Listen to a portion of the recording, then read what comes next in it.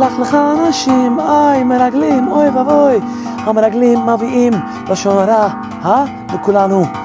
אפילו הדברים הטובים, הפירות מאוד גדולות, אנשים מאוד חזקים וענקים.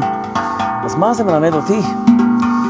כשבן אדם מדבר עם בן אדם על סיפור, הכל נראה פשוט ואחרת. כששומעים את זה ברחוב, גם לרע וגם לטוב, הכל נהיה אופגבלוזן, הכל נהיה ענק.